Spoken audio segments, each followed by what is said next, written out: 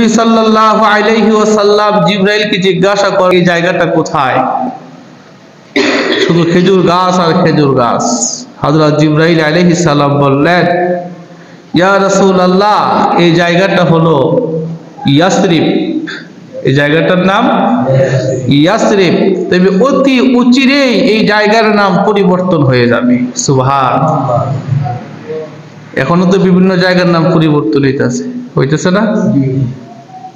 গতকাল একটা লিস্ট দেখছি, প্রায় 13টা বিশ্ববিদ্যালয়ের নাম চেঞ্জ হয়েছে। কয়টা বিশ্ববিদ্যালয়? এর মধ্যে একটা বিশ্ববিদ্যালয় নারায়ণগঞ্জে, আরেকটা বিশ্ববিদ্যালয় আছে আমাদের কিশোরগঞ্জের, আরেকটা বিশ্ববিদ্যালয় আছে গোপালগঞ্জের। এভাবে দেশের 13টা বিশ্ববিদ্যালয়ের নাম পরিবর্তন হয়েছে। এক ব্যক্তির নামে 13টা বিশ্ববিদ্যালয় ছিল, এখন ব্যক্তির নাম কাটা, এলাকার বা জেলার নাম দিয়া ওই বিশ্ববিদ্যালয়ের নাম দেওয়া হয়েছে। নারায়ণগঞ্জ বিশ্ববিদ্যালয়, নারায়ণগঞ্জ বিশ্ববিদ্যালয়, কিশোরগঞ্জ বিশ্ববিদ্যালয়, গোপালগঞ্জ বিশ্ববিদ্যালয়, যাদের জেলার নামে হয়ে গেছে। আগে শুধু এক ব্যক্তির নামে